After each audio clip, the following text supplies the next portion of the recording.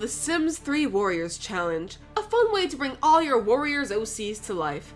There's a lot of ways people have tried to bring the clans into video game format, but personally I absolutely adore the Sims 3 Challenge. Of course, many people have their own spin on the Warriors Challenge, and everyone plays it in their own way. I'm no different. I love giving challenges a fun spin. Maybe I overcomplicate things a little, but ultimately the basis of the challenge is always the same. So, how do you even play the Sims 3 Warriors Challenge? How does one get started? Which expansion packs should you buy? Which mods are required? How do you set up your camp or your generators? Well, look no further because I'm about to explain some of the basics. And of course, when I say the basics, I really mean the basics. Because we're just starting off with the part people ask the most. Which packs should I actually buy? I mean, it does in fact cost money for each individual pack, and not everyone can buy every single pack.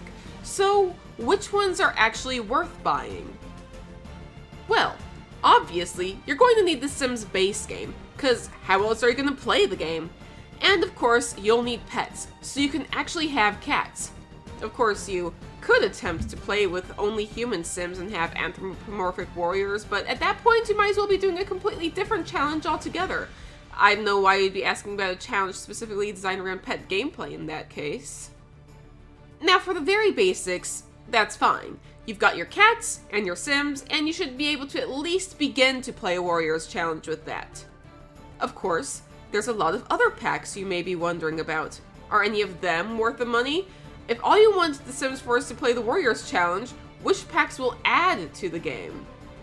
For more realism, I would absolutely recommend Seasons. It's right there in the name. Seasons adds a rotating cycle of seasons and weather. You can customize how long these seasons last and what kinds of weather affect the world in those settings.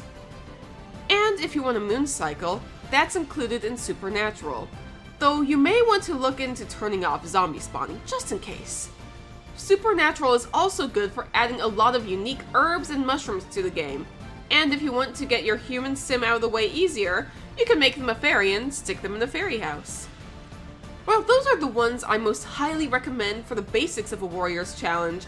There are other packs which also include some interesting things. None of them are required, but it may be worth looking into them. Might I suggest University Life? You can make your human sim into a plant sim using that pack so they fit right into your foresty aesthetic.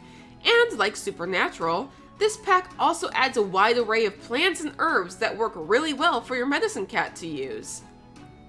If you want to add more to your environment in terms of plants, rocks, and more prey items, I would also suggest Island Paradise and Late Night. Yeah, Late Night doesn't seem like it would do anything, but it actually has some very unique bugs and fish, including spiders. World Adventures is also pretty amazing in terms of having a wide array of plants and fish and more you can add, and I use it a ton myself. However, be warned that World Adventures is a pretty massive pack and will take up a lot of space on your computer.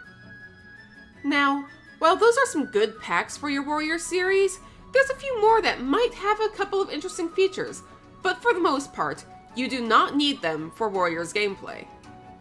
Into the Future has a couple of plants, though their shape is a little too perfect to be found in nature, if you ask me.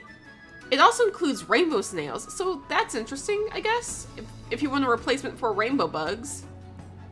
And of course, if you want StarClan to send a meteor crash landing into the middle of your camp, Ambitions is one to look into adding. Yeah. But what kind of Sims 3 pack recommendation video would this be without mentioning Generations? Okay, maybe Generations doesn't add anything for Warriors or any cat-based gameplay, but if you ever just want to play The Sims 3 for the sake of it, you need Generations. It adds so much to the game in terms of what Sims can do at different points in their life, something that The Sims 4 has seriously been lacking so far. But of course, if there's one pack you absolutely do not need, seriously, why did I even buy this pack? I never use it and it's a waste of my time. Showtime. Showtime I beloathe, you're absolutely worthless, it's useless for any of my gameplay, Warriors or otherwise, it's glitchy as heck. Oh well, at least it's not as bad as the other Katy Perry pack, I seriously dodged a bullet on that one. Of course, this is all my opinions, and you don't have to adhere strictly to what I've said. Maybe you have your own preferences when it comes to these packs, and of course, this list is strictly about what works for the Warriors Challenge, and not necessarily for regular Sims gameplay.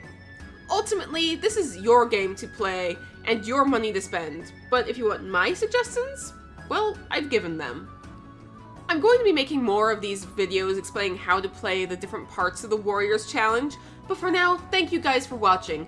If you want to hang around, wait for more of these little videos, or you just want to watch more of my content, be sure to subscribe. It's completely free, and you can always unsubscribe at another time.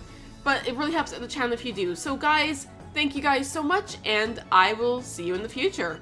Stay safe out there, everybody.